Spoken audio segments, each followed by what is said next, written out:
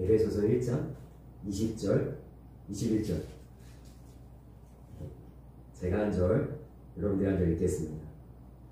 그의 능력이 그리스도 안에서 역사하사 죽은 자들 가운데서 다시 살리시고 하늘에서 자기의 오른편에 앉히사 모든 통치와 권세와 능력과 주권과 이 세상뿐 아니라 오는 세상에 일컫는 모든 이름 위에 뛰어나게 하시고. 아멘.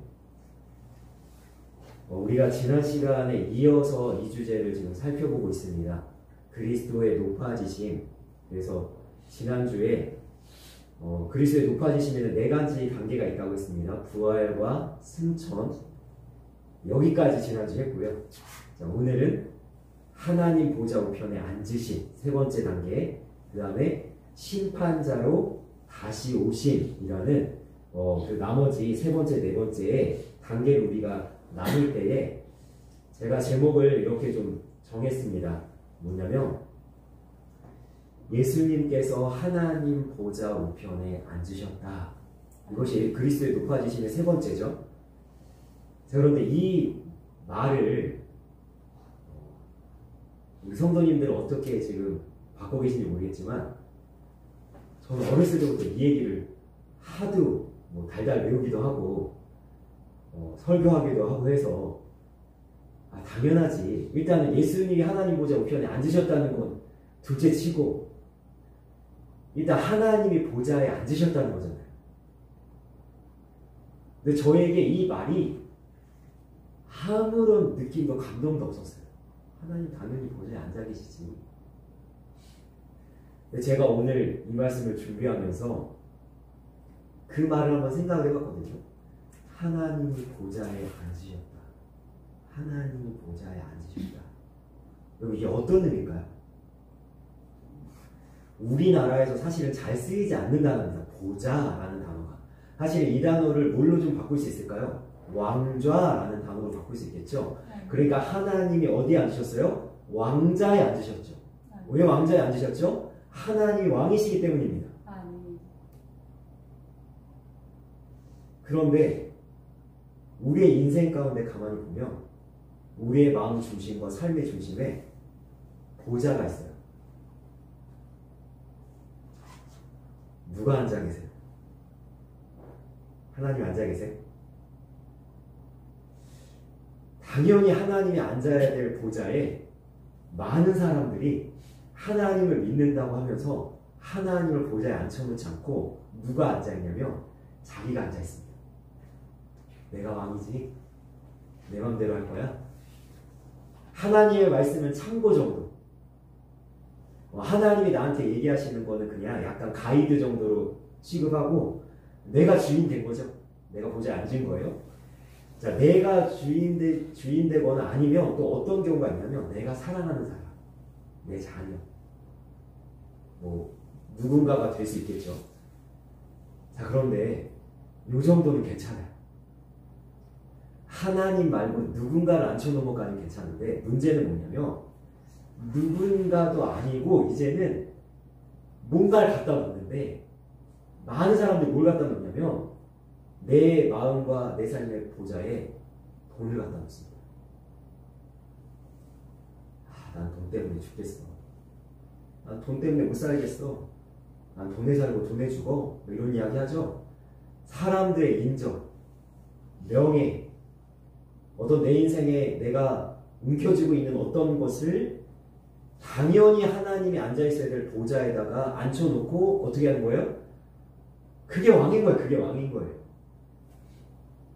그런데 우리의 삶의 보좌에 정말 하나님이 앉아있기 원합니다. 하나님이 앉히시기 원합니다.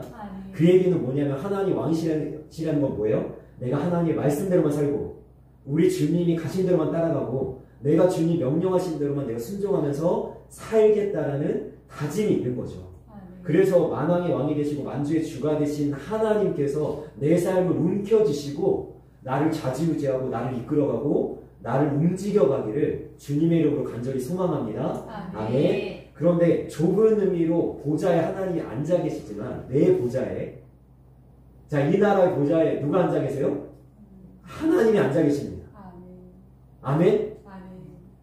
여러분 지금 우리나라가 좀 어지럽죠? 원래 어지러웠는데 이제는 드러내놓고 어지럽죠? 기억하셔야 될 건 뭐예요? 이 나라의 보좌에도 하나님이 앉아 계세요. 아멘. 통치자가 누가 됐든 정치적인 성향을 어떻게 띠든 상관없습니다. 누가 권력을 움켜쥐고 누가 뒤흔들면서 이 언론을 흔들어대는지 상관없이 이 나라를 이끌고 붙잡고 부여잡고 나가시는 분은 하나님이시라는 거죠. 그러니까 그 하나님에게 이 보좌가 있다는 것을 우리가 받아들이고 여러분 나라를 위해서 왕 대신 하나님께 기도하시기 원합니다. 아멘. 이것이 너무나 중요한 거예요. 우리가 보좌에 하나님이 앉아있다는 거.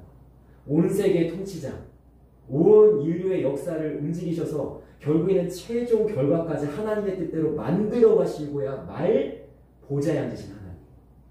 그 하나님 우리가 인정하고 왕으로 모시고 또 내 삶의 주인으로 우리가 삼고 또 기도하면서 살아가는 하나님의 사람들이 되시기를 간절히 소망합니다. 아멘. 자, 그 왕 대신 보좌 우편에 누가 앉아 계세요? 예수님이 앉아 계시죠. 예수님이 보좌 우편에 앉아 계셨다는 건 무슨 의미입니까? 왕권이 예수님에게 그대로 공유된다는 의미죠. 삼위일체 하나님이 다 왕권을 갖고 계신 거예요. 하늘과 땅의 모든 권세를 내게 주셨으니, 그리고 오늘 말씀에도 보시면 뭐라고 얘기하십니까? 모든 통치와 권세와 능력과 주권과 이 세상뿐 아니라 오는 세상에 일컫는 모든 이름 위에 뛰어나게 하시고, 아멘. 예수님께서도 왕 중에 왕이 되셨다는 거예요. 아멘. 그래서 하나님의 보좌 우편에 앉으셨다라는 의미에 대해서 우리가 생각해 볼 때에, 자, 승천하신 후에 권위와 영광의 자리에 지금 계신 거예요. 아멘. 모든 주권이 하나님께 그리고 우리 주 예수 그리스도에게 있는 줄 믿습니다. 아멘. 아멘. 자, 그래서 예수님의 모습을 우리가 살펴보면요, 예수님의 오심은 두 가지로 나눌 수가 있습니다. 첫 번째는 뭐예요? 예수님께서 처음 오셨을 때, 2000년 전에 인간의 몸을 입고 아기 예수님을 오셨을 때, 그때는 어떤 정체성을 가지고 오셨냐? 사람의 종으로 오셨습니다. 특별히 사복음서는 예수님의 모습을 좀 다양한 모습으로 비유하고 있는데, 마가복음은 정말로 사람의 종으로 오신 예수님에 대해서 묘사하고 있어요. 그래서 유명한 말씀 있죠. 마가복음 10장 45절에 나는 섬김을 받으려 함이 아니라 도리어 섬기려 하고 많은 사람을 위한 대속물로 나를 주려고 왔다고 하시죠. 그래서 예수님은요, 처음 2000년 전에 오셨을 때는 권력도 안 잡으셨고 정치적인 색깔도 띠지 않으셨습니다. 예수님은요, 그 어떤, 그죠? 인간이 왕으로 삼으려고 해도 그것까지 피해서 나귀 새끼를 타고 겸손의 왕으로 오신 예수님께서, 자, 이제 하늘로 올라가셨죠? 자, 예수님이 두 번째 오실 겁니다. 두 번째 오실 때는 뭘로 오세요? 심판자로 오십니다. 그러니까 이때는요, 연약한 종의 모습이 아닙니다. 그 엄마의 뱃속에서 태어나는 아기 예수로 오실 필요도 없어요. 사도행전 1장에 올라가심을 본 그대로 오실 거라고 말씀하시죠. 여러분, 2000년 전에 그 예수님의 올라가심을 본 제자들을 한번 생각해 보세요. 3년 동안 동고동락하면서 정말 그 연약하게 잡혀가서 그렇게 찢기시고 죽음당하신 그 힘없는 예수님이 자기의 눈앞에서 부활하셨을 뿐만 아니라 어떻게 돼요? 하늘로 올라가고 계신데 양쪽에 천사가 있는 거예요. 영광스러운 모습으로 하늘로 올라가시는 걸 우리가 눈으로 봤다고 생각해보세요. 그런데 천사가 뭐라 그래요? 니네가 본 그대로 다시 오시리라. 모든 영광과 권세를 가지시고 예수님께서 심판자로 오시는 겁니다. 그래서 우리가 사도신경 고백하죠. 거기로부터 살아있는 자와 죽은 자를 심판하러 오시리라. 아멘. 그래서 예수님의 다시 오심은 이러한 모습으로 우리에게 오실 건데, 자, 보십시오. 자, 이 말씀 한번 읽어볼까요? 시작.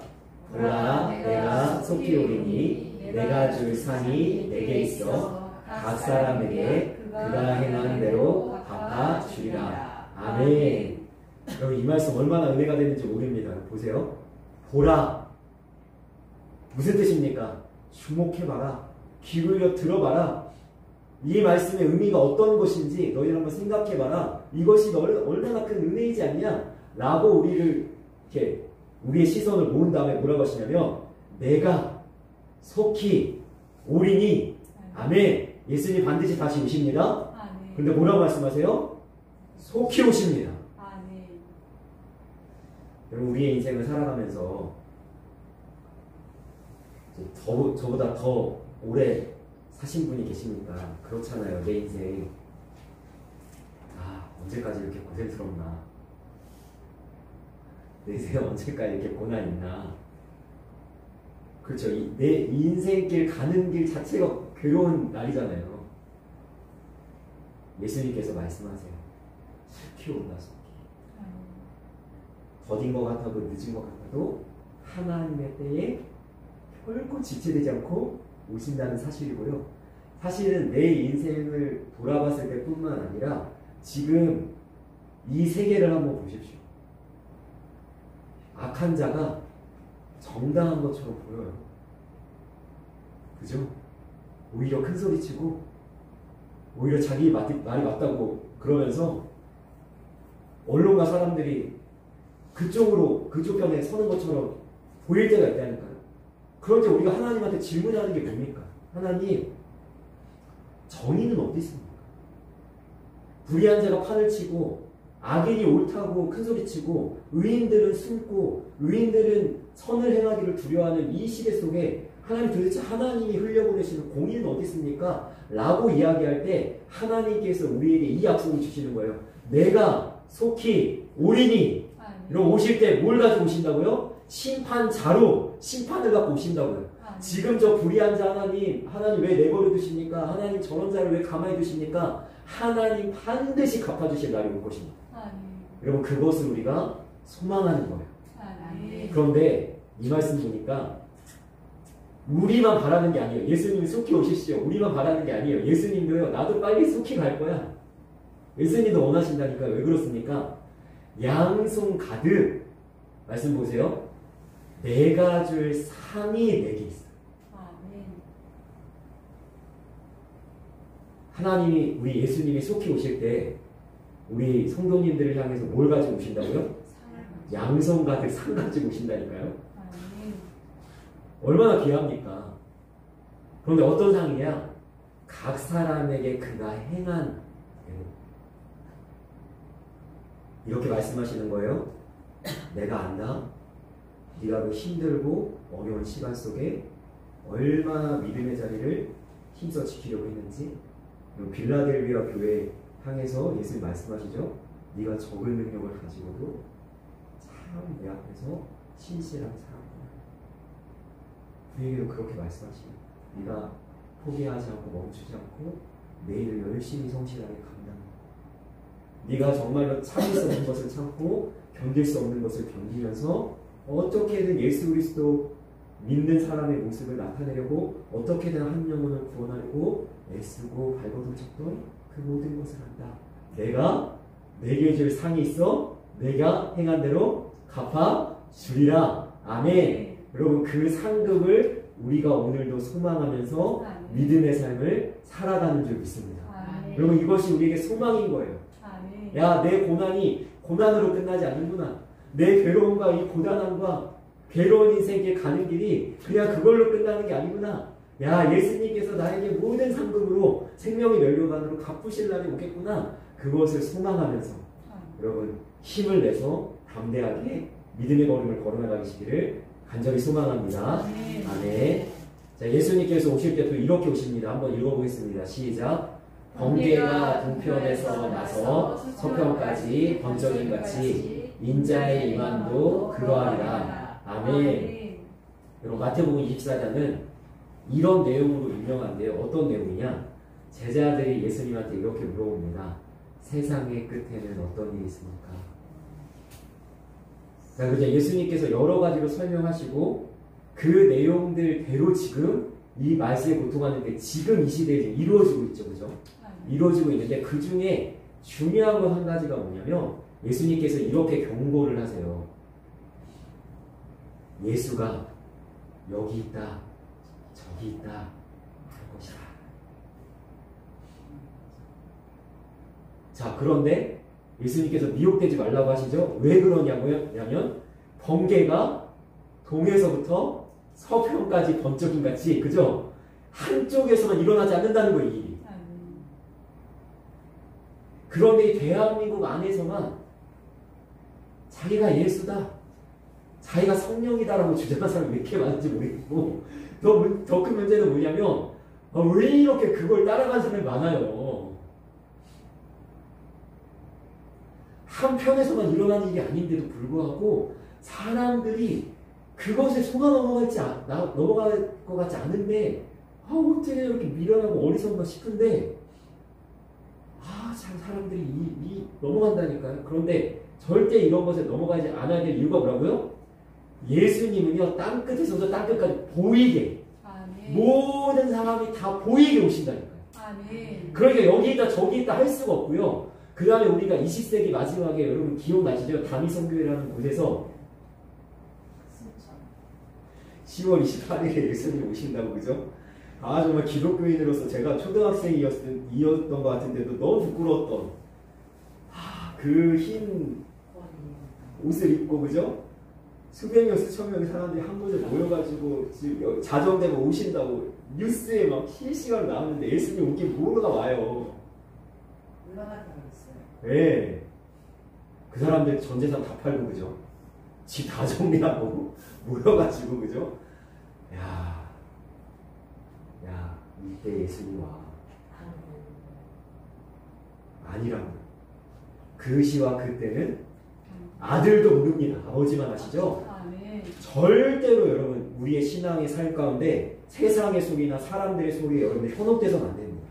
예수님의 말씀만 붙드시고 하나님의 이 생명의 말씀만 진리로 따르셔서 여러분 절대로 미혹되지 마시고 다 보이대로 오시는 주님 앞에 우리가 바로 서도록 우리가 준비할 수 있는 하나님의 사람들이 되길 원합니다. 아멘. 예수님 오실 때 또 이런 일이 있습니다. 한번 읽어보겠습니다. 시작. 볼지어다 그가 구름을 타고 오시리라. 각 사람의 눈이 그를 보겠고 그를 찌른 자들도 볼 것이요 땅에 있는 모든 족속이 그로 말미암아 애곡하리니 그리하리라. 아멘. 자, 좀 전에 동에서부터 서쪽으로 번개침같이 예수님 오실 때, 그리고 예수님께서 양손과도 우리를 위한 상을 준비하고 상 주시러 오실 때는 기뻐하는 사람들이 있다니까요. 우리는 환영하죠, 그죠? 예수님 어서 오시옵소서. 예수님 다시 오시는 거 보면은 막 예수님 어서 오세요. 이렇게 빨리 내 이름을 불러주세요. 나도 예수님과 함께 올라가고 싶어요. 이렇게 하겠죠. 그런데 또 한 부류의 사람은 어떠냐면 애곡하는 사람입니다. 왜 애곡할까요? 네, 예수님이 나타나시는 순간 모든 사람이 인정할 수밖에 없어요. 예수님이 구원자구나. 예수님이 메시아구나. 그런데 왜 애곡하냐면 내가 왜 예수님을 진작 믿지 않았을까? 내가 왜 진작 예수님을 내가 예수님께 돌이키지 않았을까? 이렇게 가슴을 치면서 회개한다. 이게 가슴을 치면서 탄식한다니까. 근데 이미 늦었어.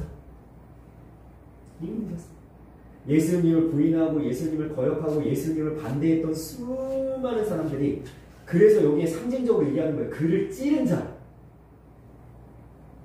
자도 예수님 보면서 애곡하는데, 제가 이 말씀을 준비하면서 찬양이 떠올랐습니다. 저 어렸을 때 많이 불렀던 찬양인데요. 제가 아까 리허설 할 때 1절이 생각나, 2절이 이렇게 됩니다. 주님 다시 오실 날을 우리 알 수 없으니 항상 기도하고 깨어 있어서. 이건 아까 찬양했던 건데.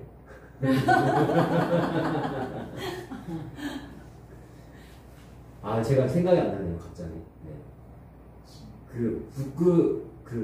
주님 만날 날에 내가 부끄러우면 어떡하나 이런 가사가 있죠. 자, 우리가 주님 앞에 반드시 서게 될 거예요. 어떤 모습으로 서야 되겠습니까? 예수님 너무 반가워요 이러고 맞아야 되겠죠? 얼굴을 가리면서 예수님 너무 부끄러워요 저 보지 마세요 이렇게 맞이하면 안 되겠잖아요. 그죠? 그래서 그 때를 우리가 준비할 때 정말 예수님을 삶에서 인정하고 마음으로 보시고 그 예수님을 우리가 기쁨으로 맞이할 수 있는 하나님의 사람들 되길 원합니다. 보시면요, 이제 재림이라는 건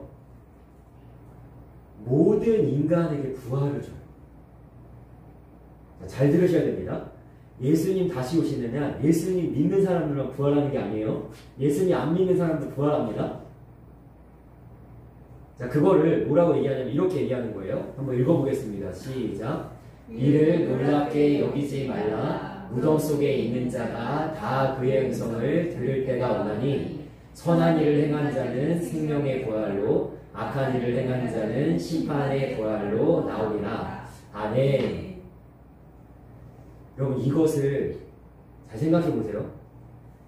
예수님 다시 오실 때 이미 죽은 자들은 무덤 속에서 다 일어납니다. 놀라운 일이죠. 자, 그런데 예수님을 믿는 사람들은 어떤 부활이요? 생명의 부활. 예수님 믿지 않는 사람들은 어떤 부활이요? 심판의 부활로 나는 거예요. 그런데 이것이 먼 훗날 언젠가 예수님이 다시 오실 때 일어나는 일뿐만 아니라 지금 이 시대에 똑같습니다. 어떤 사람은 예수님을 믿어서 생명의 부활을 받았어요. 어떤 사람은 예수님 안 믿어서 어떻게 됐어요? 심판의 부활에 이미 이르는 사람이 있습니다. 그래서 에베소서 2장에 보시면 허물과 죄로 죽은 상태에 머무는 사람이 있고요. 그리고 예수님을 믿어서 예수님의 다시 살리심을 받은 예수님을 믿는 우리 같은 사람이 있죠. 자, 그런데 여러분 여기서 중요한 것이 뭐죠? 심판의 부활이 생명의 부활로 바뀌는 결정적인 그 요인이 무엇이냐면 그의 음성을 들을 때입니다. 다시 얘기합니다. 하나님의 살아있는 말씀을 들을 때 사람들에게는 믿음이 생기고 예수 그리스도를 믿는 생명의 부활로 이르게 된다는 거예요. 그러면 그 예수 그리스도의 음성을 누가 들려주겠습니까? 허물과 죄로 죽은 자들, 심령과 영혼이 이미 죽은 상태에 있는 자들에게 그의 음성을 들려줄 사람이 누구여야 되겠어요? 우리가 되어야 될 줄 믿습니다. 우리가 예수님의 복음, 예수님의 그 음성을 가지고 가서 죽은 자들을 살리고 예수님 믿지 않는 자들을 구원하는 귀한 하나님의 사람을 쓰임받기를 원합니다. 로마서 10장에 보니까 믿음은 들음에서 나며 들음은 하나님 말씀을 말미암는데 여러분 그 앞에 중요한 말씀이 있어요. 전하는 자가 없이 어찌 듣겠느냐. 여러분 전하는 자가 있어야 되잖아요. 우리가 전하는 자가 되게 원합니다.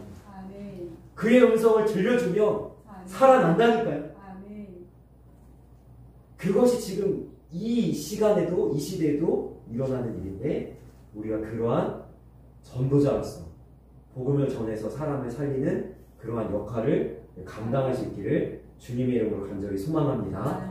아멘. 자, 그러면 좀 전에는 무덤에 있는 자들이 살아나는 거잖아요. 자, 만약에 우리가 살아있을 때 예수님이 오셨어요. 그럼 어떤 일이 일어나냐? 말씀 읽어보겠습니다. 시작.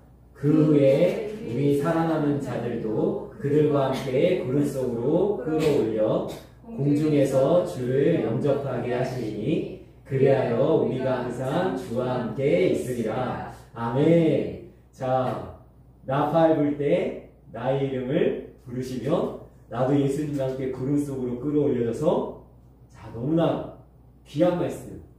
우리가 항상 주와 함께 있으리라. 아멘. 여러분 우리의 그 이 땅에서의 삶이 좀 고단한 이유가 뭐냐면 사실 예수님은 우리랑 늘 함께 하시거든요. 그런데 이 땅에서의 삶의 여러 가지 환경과 요인이 예수님이 함께 하심을 자꾸만 잘 못 느끼게 우리를 방해해요. 그죠? 조금 힘들거나 문제가 생기거나 어려움이 생기면 우리가 어때요? 예수님 나와 함께 하시나 이러죠. 그런데 그날 예수님 다시 오셔서 우리가 구름 위에 올려져서 예수님과 천국에서 함께하는 그날에는 추워도 오심 없이 항상 주님이 우리와 함께 하심을 누리는 거예요. 기쁘고 즐거운 집에서 기쁘고 즐겁게 사는 그런 행복과 만족이 넘쳐나는 줄 믿습니다. 그곳이 이제 하나님의 나라고 천국입니다. 그 나라를 우리가 소망하기에 우리가 이 땅에서도 주님과 함께 살기를 힘쓰고 주님과 함께 동행하는 믿음의 걸음을 잘 걸어나가시기를 원합니다. 아멘. 자, 그래서 우리가 이제 적용을 해보면요. 우리가 그리스도의 높아지심에 대해서 2주 동안 우리가 살펴봤죠. 자, 그 전에 뭐가 있었다 그랬어요? 그리스도의 낮아지심. 자, 그리스도의 낮아지심이 그리스도의 높아지심을 만들어냈죠. 그럼 우리가 가져야 될 모습은 뭐냐면요. 죽기까지 복종하셔서 하나님 앞에서 살았던 예수님처럼 우리가 낮아짐으로 주님 앞에서 살아갈 때에 자, 하나님께서 반드시 예수님 높여주셨잖아요.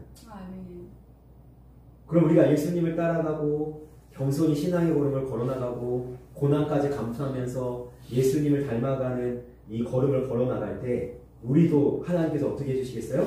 높여주시겠죠. 그래서 이 그리스도의 높아지심은 그 자체로 우리에게 위로와 소망이 되는 겁니다. 그래서 우리에게 한 가지 말씀을 하시는 게 뭐냐면 겸손하라는 거예요. 여러분 하나님 앞에서 겸손하시기 원합니다. 여러분 이 겸손이 결국에는 하나님 앞에서 높아짐을 만들어내는데요. 그래서 사울이 스스로 낮게 여길 때 하나님이 그를 높이시죠. 이스라엘 왕으로 삼으셔요. 그런데 나중에 여인들의 노래소리 듣죠. 사울은 천천히요 다윗은 만만이라 그러면서 자기를 높일 때 하나님 어떻게 하세요? 악한 영에 들리게 만드시고 결국에 하나님께 벌을 받습니다. 내가 스스로 낮출 때 하나님은 나를 높이시지만 내가 스스로 높일 때 하나님이 우리를 낮추십니다. 그래서 베드로가 이렇게 우리에게 권면합니다. 말씀 한번 읽어보겠습니다. 시작. 젊은 자들아 이와 같이 장로들에게 순종하고 다소로 겸손으로 허리를 동이라. 하나님은 교만한 자를 대적하시되 겸손한 자들에게는 그 은혜를 주시느니라. 아멘. 아멘. 우리가 은혜 가운데 거하기 위해서 하나님의 은혜를 받기 위해서 교만한 자가 되지 말고 겸손한 자가 되어서 하나님 앞에 서 있기를 원합니다. 오늘 이제 말씀을 한번 정리해 보도록 하겠습니다. 세 가지 질문을 우리가 좀 나누는데요. 자, 그리스도의 높아지심의 네 가지 단계 뭐라고 이야기했죠? 부활, 승천, 하나님 보좌 우편에 앉으심, 그 다음에 심판자로 다시 오심, 이 네 가지 단계를 우리가 나누었습니다. 자, 두 번째 질문은요. 예수님께서 하늘로 올라가신 목적은 무엇입니까? 자, 이 말씀은 요한복음 14장에 다 나와 있습니다. 예수님이 이런 말씀을 하시죠. 내가 너희를 위하여 거처를 예비하러 가노니 내 아버지 집에는 거할 곳이 많다. 먼저 가 계신 거예요. 그리고 우리가 하늘로 올라갔을 때 우리가 거할 곳을 예수님이 마련해 놓으시는 거예요. 그렇게 올라가신 거예요. 자, 그리고 세 번째 마지막 질문입니다. 예수님께서는 어떤 모습으로 재림하실 것입니까? 자, 올라가신 모습 그대로 오시면서 또 어떤 모습으로 오시냐면 산자와 죽은 자를 심판하실 권위자의 모습으로 이 땅에 오십니다. 예수님이 오시면요, 지금 이 혼란스러운 이 세상이 다 질서를 잡을 거예요. 우리가 지금 불의가 판을 치고 악이 선을 이기는 것 같은 이 부조리함이 다 하나님의 심판으로 다 정리가 될 거예요. 지금도 세력을 떨치는 이 공중권세자자 마귀 사탄도 하나님께서 결박해서 영원한 그 무적행에 하나님이 집어넣으실 거예요. 그러니까 잠시 잠깐입니다. 우리가 살아가는 이 나그네 인생, 이 땅에서 잠시 잠깐 살아가는 동안에 하나님이 우리에게 베푸실 상급을 소망하고 바라보면서 믿음으로 굳건하게, 야, 그날이 와. 반드시 주님 다시 와. 나는 천국에 갈 거야. 하나님께서 나의 모든 것을 다 보고 계셔. 이 믿음을 가지고 신앙의 걸음을 굳건하게 끝까지 잘 달려가시기를 주님의 이름으로 간절히 소망하며 축원합니다. 아멘. 기도하겠습니다. 살아계신 하나님, 우리 예수 그리스도의 낮아지심과 같이 우리도 기꺼이 낮아질 수 있기를 원합니다. 우리를 위해서 상을 준비하고 계신 주님, 또 하늘의 거처를 준비하고 계신 주님, 양팔을 벌려서 이 세상의 고단함과 치열한 믿음의 삶을 마치고 우리를 맞이할 준비를 하고 계신 주님을 우리가 소망하고 바라보면서 아버지 이 땅에서의 삶이 조금은 고되고 조금 힘겨울지라도 우리에게 이겨낼 수 있는 힘을 주시고 믿음의 걸음을 끝까지 완수할 수 있도록 우리를 붙잡아 주시고 우리도 주님을 굳건하게 붙잡게 하여 주옵소서. 승리하신 주님처럼 우리도 승리하게 하실 줄 믿습니다. 그 믿음을 가지고 하루 하나의 삶을 충실하게 성실하게 걸어가게 하여 주옵소서. 감사하며 예수님의 이름으로 기도합니다. 아멘.